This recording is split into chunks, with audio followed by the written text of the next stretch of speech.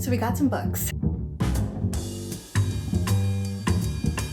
What's the saying? When you clear things out, you're making space for new. That could not be more true because I did an unhaul at the end of the year, maybe not even realizing that I was prepping for all of the incredible releases that are coming out this year. There have been so many gems that have been sent my way, and then little things that I have been picking up here and there. And I wanted to share that with you. Also, we are fully in spring now, right? When is the official start of spring? I think we passed it already. But in terms of just like how nature is acting out, we are in spring. I am and forever will be a mood reader, but I wanted to see if I could maybe get 5 or 6 books that I want to try to tackle in the spring and have that as sort of my nucleus, and then I can sort of answer whims as they come with all the other type of reading. So we're gonna do a little bit of a spring TBR, and then we'll get to the fun stuff with the haul. Welcome. It's no longer warm bevy season, so get something chilled and refreshing to drink.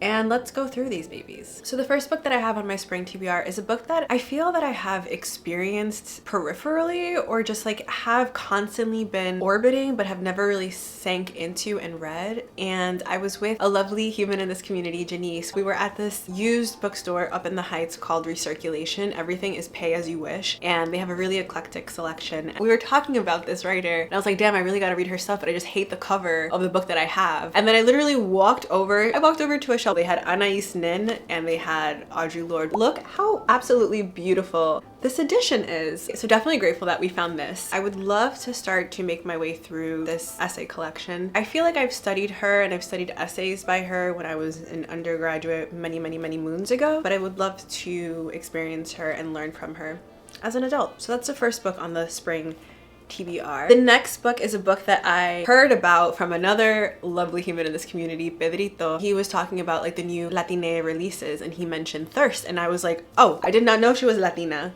but I will be reading this. It's about vampires, I think, and yearning. So I'm in. I have been like gently bending my literary habits, and I feel like this is a good, way to continue doing that. I think I'm just gonna tell you what I know about it and who it's blurbed by, just so that you get a gist of it and you can see if you're into that. But this one is translated by Heather Cleary, and it's blurbed by Mariana Enriquez, Samantha Hunt, and those are the only 2 people I know on it, but those 2 writers are enough. Also, the cover is gorgeous. I keep looking at this one longingly on my little TBR pile, and it's one that I want to get to sooner rather than later. Next one on the TBR, this was one that I started at the beginning of the year and then have stopped because I was reading it before bed. I have to audit my like before bed habits. I know that reading is great to like not be on my phone, but also I don't retain pepa when I'm reading right before bed, so I can no longer read this one right before bed. But this is the philosophy book that I have been talking about all year. It's about different women philosophers. It's a memoir, and it's about this woman's experience being in philosophy classrooms and how male-centric it was, and sort of spotlighting different women philosophers. This is something that I have been really curious about. I want to get into philosophical thought and like read more philosophy, but I feel like I definitely have to wade slowly in the kiddie pool before I delve into anything. I did buy, I should have added that here. I bought Plato's Symposium. Really ambitious on my part. Don't think I'll be getting to that in this year, but it's somewhere in the piles in my apartment. Next one is one that I had mentioned in my highly anticipated literary fiction releases. It's actually a short story collection. Another gorgeous cover, and this is blurbed as exploring grief, intimacy, sexuality, and bodily autonomy. It's an Asher House publication.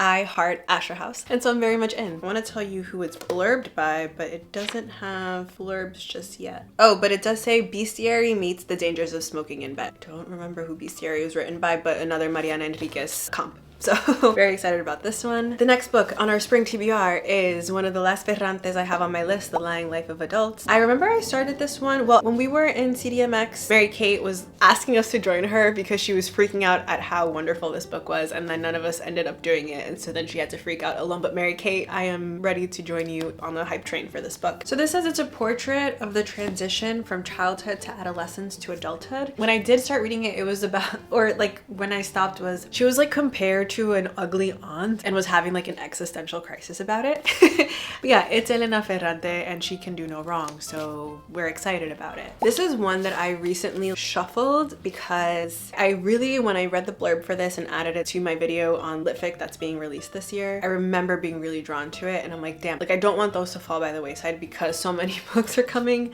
out. But yeah, this is one that I really want to get to. It's blurbed by, who do I know here? I haven't read anything by this writer, but Isle McElroy. I know lots of people love them. Michelle Hart, who wrote We Do What We Do in the Dark, loved that book. And Emily Austen. And this one's about buzzwords. A portrait of a woman on a brink. But I do think it's about like a student who gets involved in this lesbian couple, I think. Yeah, I am intrigued. I am ready to get into this one. I have a Kate Zambrino book on my TBR for this season. The state of my mentals right now. I feel like I have been able to attend a little bit better, but once we get to May, I work in a school. It's just a crazy time. So I'm hoping to get to this. I don't know if I'll get to it, but it's an ambition that I want to at least set my sights on because I would love to read. I've only heard wonderful things about Miss Zambrino. This is blurbed by Margot Jefferson, Claire Louise Bennett, about the beauty and difficulty of artistic isolation. I feel like this will be a really good one and I want to delve into her. And the last book on my spring TBR is Por Fin, Woman Hollering Creek by Sandra Cisneros. Ivana read this and really loved it. I don't know, I think I sometimes read Sandra with a little bit of fear because House on Mango Street means so much to me. I remember I got Women Without Shame, the poetry collection that she recently came out with, and I started reading it and I'm like, it's not as good. And I don't want to tarnish like the image I have of Tia Sandra in my head. I'm always like really scared to read anything else by her because she is a literary giant in my like, you know, understanding of literature. But again, that was formed at a very young age. And so yeah, I'm always just a little bit scared, but it's a collection of short stories about, I want to say women and their wrongs. One of the blurbers said, these stories about how and why we mythologize love are revelations, a truly wonderful book. I'm excited to delve into these short stories. It's gonna be a short story spring, I think. Those are the books that I am aiming to tackle this spring. I feel good about it. I do feel like it might be too many books given my track record this year. Wait, I always say that we all collectively, and maybe I'm talking basura, but I feel like we all collectively go through the same like reading patterns. Like I feel like last year there was a point where we were all sort of like collectively in a reading slump, and this year I feel like we're all being pretty slow with our reading. Am I wrong in assuming that or saying that? I feel like everyone that I've heard speak about their pace of reading this year have been like kind of shocked at how slow it's been. I've spoken about this here, but just like reintegrating into society, I feel like I've just escaped a bunker somewhere. But yeah, just like divvying my time up amongst more hobbies has definitely led to less time for reading. But I also just have felt like people have been talking about how voracious their reading was in the previous year and wanting to take it a little bit slower this year. But yeah, I think I'm on like my 14th book and we're in April, and that's definitely not like me. My Goodreads has the you are X amount of books behind, and I'm trying to not let that freak me out. It is a little bit, but I'm trying to, those reading goals are arbitrary and they don't mean anything in the grand scheme of things. I was gonna say like the quality of the books is more important, but I've also just been reading kind of like fluff, so I don't know. Whatever. I don't want to like make eye contact with it. It is what it is. I don't even know why I got on this tangent. Anyway, the books, the haul, let's get to the good stuff. The first book that we have on our haul, this is a book that I got at an event. So Julia Alvarez was doing a sort of like reading and chat with Angie Cruz and Elizabeth Acevedo. So it was just this multi-generational conversation amongst Dominican women. It was really beautiful and they had lots of wonderful things to say. Julia Alvarez is someone that I read as a younger adult and who was really formative in like my literary development. I held a lot of her books like In the Time of the Butterflies and How the Garcia Girls Lost Their Accents in high esteem. But again, I read that when I was a lot younger. I just feel like my literary tastes have changed a bit, and so I was a little bit scared again. Also, like same feelings with Sandra Cisneros. Like I was scared to sort of approach her now in fear that she won't hold the same sort of sentimentality for me. But I've heard good things about this and I love the conversation that they had. Yeah, I'm really excited. The premise of it and something that she was talking about, how as a writer you are sort of like this conduit for all of these stories, but it's impossible to give body to all of them, and so it seems like they're exploring the untold things in this book, and I think that's really beautiful, and I really hope I get on with it. And she signed. At least the event was really special. Even if this is just a memento of that night, I'll be a happy camper. Oh my gosh. Okay. First Love, Essays on Friendship. This is a book that I mentioned that like if I can get my hands on it, I will be so elated because I love reading about friendships. I just want to see a thesis around it. Like I want to see exploration around it. Maybe not so much in a novel or a story, but I just want, yeah, I have always been really hungry for stories about friends, and I really love the framing of your first love as those relationships that we have early on with our friends. And the first essay, it's interesting because I've read about about 4 or 5 of the essays, and there's this really strong sort of braid of grief in this book, and the way that it bobs up to the surface is always very jarring, which I think is sort of the nature of grief. I wasn't expecting it to explore that, and it's looking at the different like physical losses, but also the losses of these bonds that we form, these very intense bonds. And then there's one essay that talks about the intensity of female friendship, and it's sort of drawing lines between this movie Celestial Heavenly, what's the name of the thing? Heavenly Creatures. It's a movie about these two friends, or it's a movie based on a real story about these two friends who are so linked. When one of their moms said that they have to like move, the two girls ended up killing the mom, and she sort of draws lines to her own friendship, and she's looking at how heightened those initial friendships can be. And it's interesting because I think sometimes when I read stories about friendships, I'm like, is this queer? Because there's always so much intensity that like a physical boundary doesn't exist. You sort of just like meld into each other, and there's so much intimacy, not just emotionally but physically. And I know like in my early friendships too, it was just like this obsessive sort of tangling with one another, but it was never sexual. So to see her sort of explore that specific intensity was so fascinating. I don't think I've seen something that looks at that explicitly, but it's funny because I know how I read certain books on friendships, and I sort of fall into the fallacy of just like sexualizing this really intense bond, but it's not. It's something far more profound. So I just really admired how she delved into this. So this is blurbed by CJ Hauser, who I love. She wrote The Crane Wife essays, a memoir and essays, and I really, really loved that book. I listened to it on audio, and it was just like, it was the right book at the right time for me. And this is also blurbed by Alexander Chee. It's blurbed by Leslie Jameson. So lots of cool people backing this book. Yeah, it's coming out so soon, or maybe by the time I put this out, it'll be out. But I'm going on about this book. I read the first essay and started crying in a cafe. So that's how we feel about this one. This is one that it's a hauled book, but also a book that I will be reading this spring because I'm almost done with it. This is a short story collection, and I think this is so cool. Scribner sent it, and they said, "Dear Catherine, this is one of my favorite reads last year. I think you might love it. Happy 2024 and happy reading." It's blurbed by Nana Kwame. I read Chain Gang All Stars and loved, and it's also blurbed by Tisha Philyaw. Very, very much love Secret Life of Church Ladies. So I thought it was so cool because I don't think I have heard of this book. I started reading it, and again, I was just like in a weird mental space, but the stories are really interesting. It's very like dystopic. Can I read you? So this says, slippery but muscular, sly but electric. The stunning debut collection moves from horror to magical realism to satire with total authority. It's also blurbed by Lori Moore. Yeah, the stories in the beginning were really, really impressive and interesting and compelling. So I just have to make time for this, but I'm super, super excited to get into this one. Another book that I was like unsure if I wanted to put on my spring TBR, I might read this one in the summer, but Quicksand by Nella Larson. I just feel like it's time. I really enjoyed ¿Cómo se llama el otro libro? Oh my god. What's the name of the book? Passing. I really enjoyed Passing, and I really would love to read more. Nella Larson, I feel like I kind of want to read, and I don't know why my brain is associating these writers. I think this writer has written about Nella Larson, but I want to read this and Negroland by Margot Jefferson together. That's something I kind of want to do in the summer when I just have more time. But yeah, I'm really excited about Quicksand. This one, I don't remember what it's about, but it's Nella Larson, so we're gonna read it. Oh, I think it's about a mixed race girl. Let me look it up. Let me be a better person about this. How do we feel about this cover as I look this up? Oh, this is actually her first novel. Interesting. And it's just evocatively portraying the racial and gender restrictions that can mark a life. So she moves from Harlem to Denmark, and she's a mixed race lady with a white mom and a black dad. Absent black dad? Is that what it said? I want to put words. Yes. So yeah, I'm excited to get to this one as well. Another one that was sent over. So I feel like this is a big writer. I feel like every time I watch any of my interviews with the Irish ladies that I've been reading, they're always being interviewed by this guy. Yeah, I've not read anything by him, and so I'm curious. This does not take place in Ireland. Does it take place on Long Island? Yep, in Lindenhurst.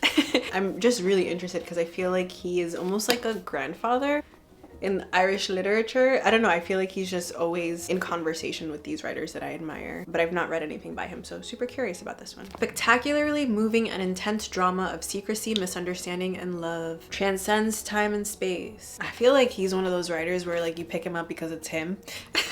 because even the blurbs are like pretty vague. I wonder if I should pick up a book of his set in Ireland, because I feel like part of the reason why I'm reading it is because I have like this unrealized, unrequited affair with like my idea of what Ireland, the place, would feel like. Maybe The Magician, maybe that one takes place in Ireland.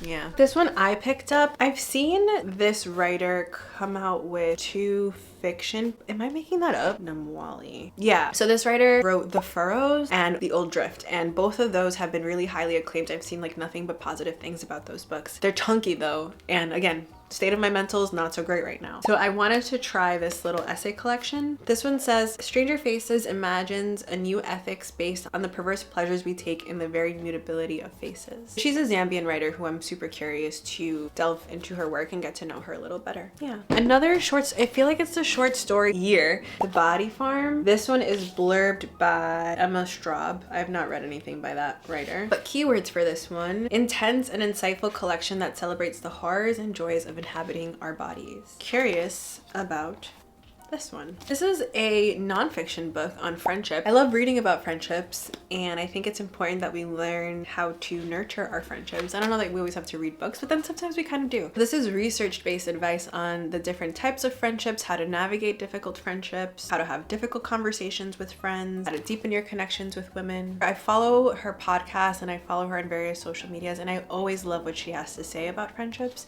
So I'm really happy that she put it all in a book that we can hold, and I'm really curious to get into this. Another book we have received is Piglet by Lottie Hazel with this really cool bookmark.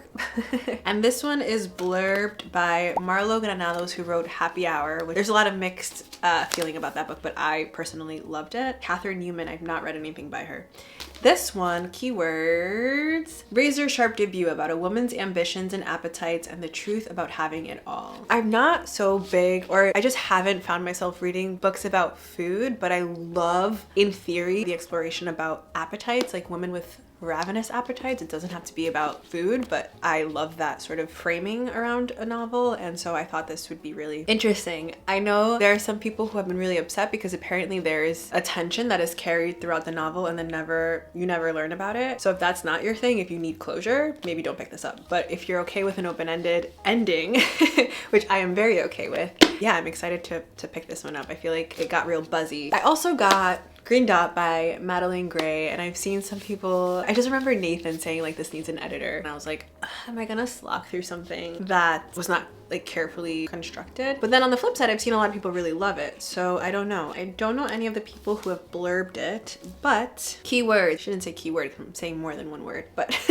an irresistible and messy love story about the terrible allure of wanting something that promises nothing. I feel like this is about a fumbling 20-something trying to figure life out. Malaise, there it is. I feel like it's also been comped to Rooney, if I'm not mistaken. And this one, I've truly seen a lot of mixed things. This is like some people's best book of 2024, and then other people have just ripped it to shreds. And that's always fun. I like going into books where there's mixed opinion and then coming up with an opinion for myself. But there are just so many good books that I don't know if we'll get to it soon, but yeah, that's a book that we have. The Philosophy of Walking, I got this when I was with Kat. Kat came to visit New York City, and I was like, I'm not gonna buy anything. And then I bought a random book on the philosophy of walking, which I don't know, it's, you know, in line with wanting to get into more philosophy. This one is about how you think about walking and how you walk while you're thinking, and it looks at different philosophers like Kant, Thoreau, Kierkegaard, Nietzsche. And yeah, it seems interesting. I feel like this is gonna definitely be a summer read for me. Read it as I'm taking my little sanity walks around the parks. But yeah, I feel like every time I walk into a store, this one's always sort of centered, or it always catches my eye, and I've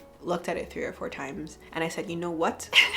It is time for me to own it. This one was sent to me in error, but it sounds amazing. It's a Nigerian book, blurbed by, maybe I won't say who it's blurbed by because I know there are mixed feelings about her, but I think this is about like a queer boy who's caught in an intimate act by his dad and is sent to a boarding school and is like dealing with like homophobia and identity. And so it's looking at politics in Nigeria and also how he navigates all of that. I've heard the the writing is really, really stunning. I'm happy that the publisher made a mistake and ended up sending me a copy. The book that they meant to send me was Tell Me Everything by Elizabeth Strout. I've not read anything by this writer. I feel like I always see her books. I don't know. It's here. I own it now. It has no blurbs, but it says that it's about new friendships, old loves, and the very human desire to leave a mark on the world. Nearly all the men in Lagos are mad. This one is blurbed by Bolu Babalola, who wrote Honey and Spice. It is also short stories featuring 12 outrageous, bold, and laugh out loud stories about perils and pitfalls of dating men in Lagos from a rising star of Nollywood. We did it. Yeah, I feel like there's just a ton of cool shit coming out. I'm waiting for a copy of a book by Pedro Cavilla called Rainbow, being published by Astor House. It's a translated Dominican novel about the US intervention. It sounds really beautiful. I'm excited about that one too. There's just so much cool stuff. But yeah, I think that's it. Those are the books that we've gotten recently. Let me know how your whole book acquisition stuff is going this year. Have you been giving in to the desire to pick up? I just feel like there's so many good books out right now that it's hard to practice any self-control, but also we should be practicing self-control because I feel like there's always going to be good stuff, and if we don't build that muscle, where will we be? But yeah, let me know if you've been picking up any good stuff, and I think that's it. We'll see each other soon.